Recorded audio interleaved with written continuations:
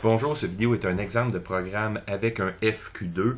Je vais faire la détection ou plutôt des rejets de pièces brisées. Dans mon application, j'ai un ruban et j'ai des clips accrochés sur mon ruban. Si ma clip est bonne, donc je vois les deux côtés et ça fait un X comme ici. Et si ma clip est brisée, je vois seulement qu'un côté. Donc celle-ci, c'est une clip brisée. C'est là que je veux activer ma sortie pour un rejet. Donc, je vais aller ajouter deux outils d'inspection. La première outil d'inspection, c'est pour la présence de pièces. La deuxième, pour savoir si ma pièce est complète. Pour ma présence de pièces, mon idée est de trouver des côtés qui sont à la verticale. Parce que mon ruban est toujours à l'horizontale et on voit vraiment, peu importe quand il y a une pièce ou une demi-pièce, j'ai des côtés verticaux. Donc, je vais aller dans mes inspections. Je vais aller m'ajouter un item. Et je vais faire une recherche de forme. Le Shape Search 3, lui, il extrait les côtés. Carrément, c'est l'outil qui fait ça. Donc, je vais aller dans mes paramètres de ma recherche. Donc, Shape Search. Et je vais lui apprendre le modèle à retrouver. Pour lui apprendre, je fais tout simplement une petite boîte alentour de mes côtés qui sont verticaux pour faire extraire. On voit ici dans ma recherche que j'ai deux bandes vertes qui apparaissent du côté vertical. Donc, l'apprentissage est bon. Et le grand carré vert, c'est ma zone de recherche. Si une fois que j'ai appuyé sur Teach, je ne suis pas satisfait, je peux aller modifier autant mon modèle de recherche, qui sont mes deux petits côtés ici, que ma zone d'inspection, qui est mon grand carré vert, à travers le menu en haut à droite. Donc, je fais un Teach sur ici. Donc, j'utilise ces deux petits côtés verticaux-là pour faire ma recherche de pièces, savoir si j'ai une pièce qui est présente. Une fois que ça c'est fait, je peux maintenant la renommer. Donc, je fais un back et je vais appeler mon Shape Search présence de pièces. Je vais faire rename et présence pièce. Comme ça ici. Donc, je fais OK. C'est mon outil de présence de pièces. Deuxième outil à utiliser, c'est savoir si ma pièce est complète. Je vais utiliser le même outil. Donc, en dessous, je vais faire ajout d'un item. Et je vais utiliser encore mon Shape Search.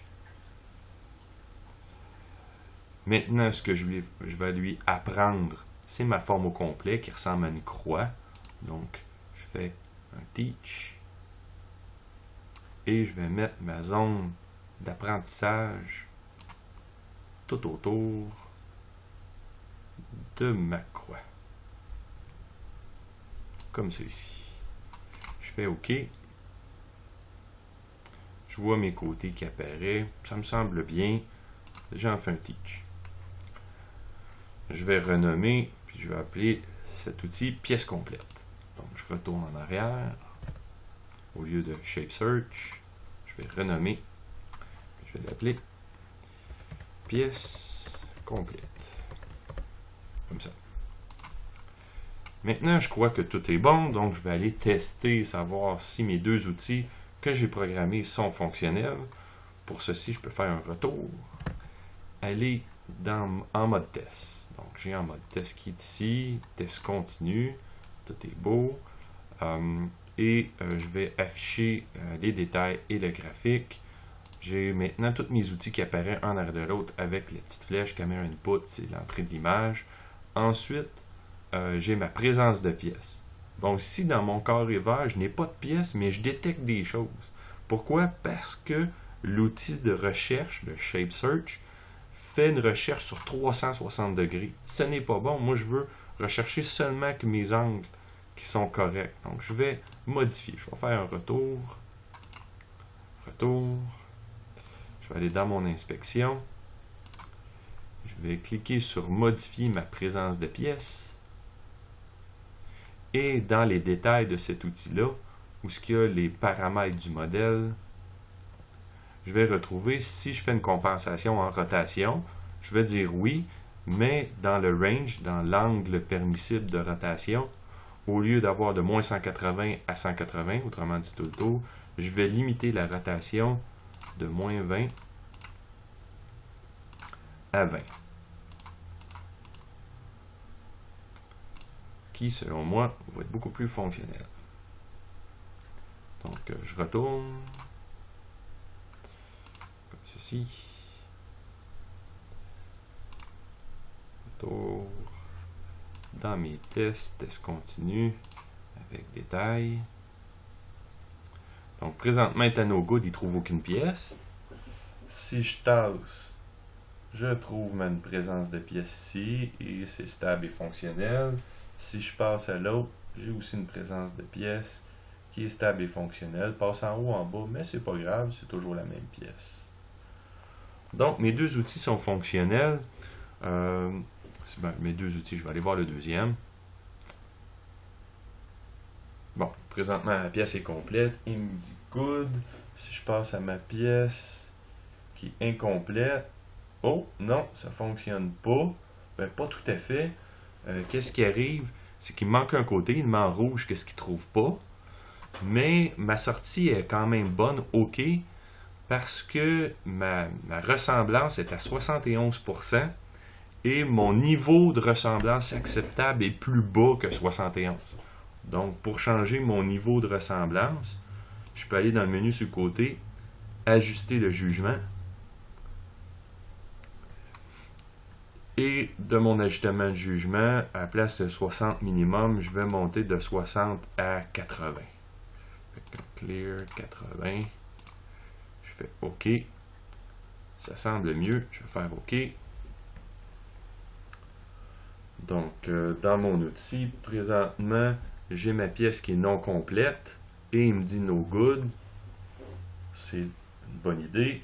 Si j'ai ma pièce complète, on voit que le niveau de ressemblance est à 100%, donc est exact. Donc, ça me donne des bons résultats. Donc, mes deux outils sont fonctionnels.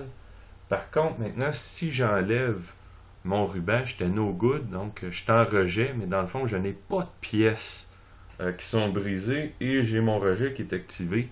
Donc, je veux éviter cette situation.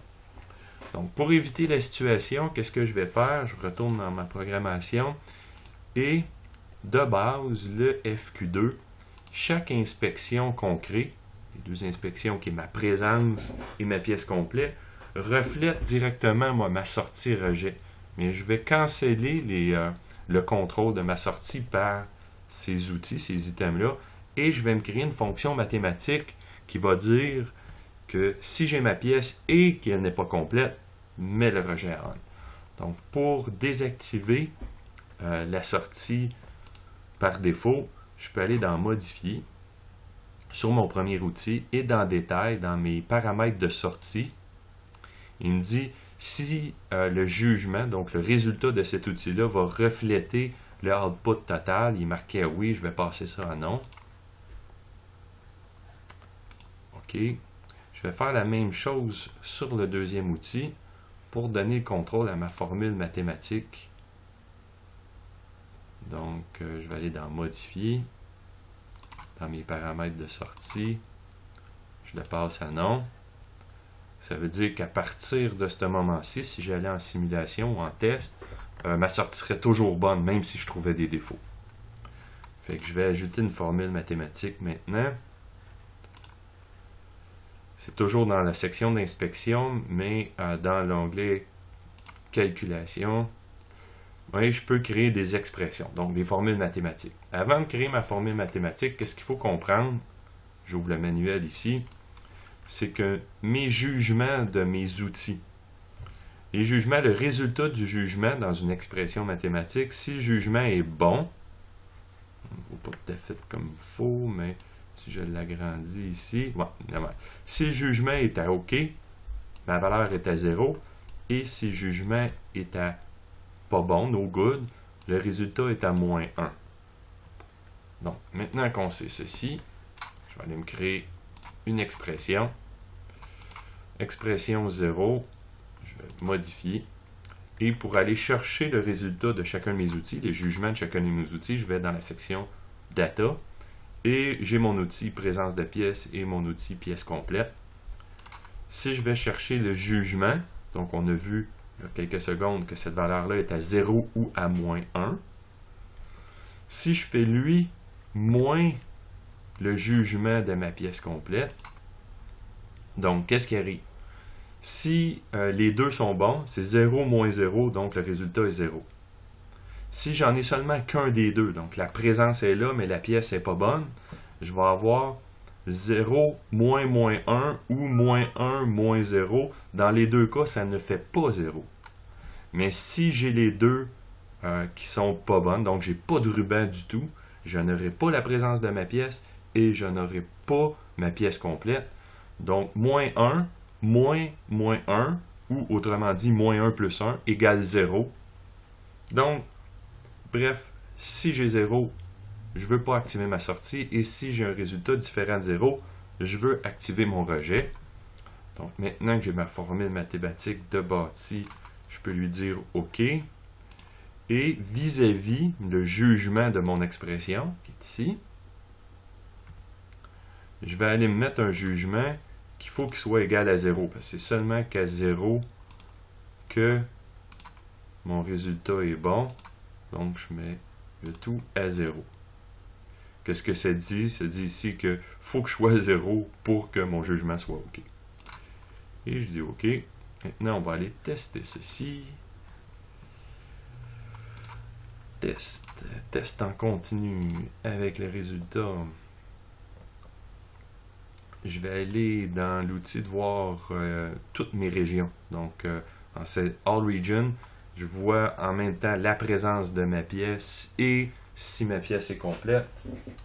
Si je mets ça comme ça ici, ça me semble bon, tout est beau et je n'ai pas de rejet. Hein, mon OK est inscrit ici. Donc, ma sortie rejet n'est pas bonne et n'est pas active. Si j'enlève mon ruban au complet, mon rejet n'est toujours pas actif. Mais si je mets juste une pièce, donc il détecte la présence de la pièce, mais il détecte aussi que la pièce n'est pas complète, j'ai ma sortie no good. Donc ceci est fonctionnel. J'espère que cette vidéo va vous aider. Si vous avez des questions, contactez-moi sur OnRunBiz.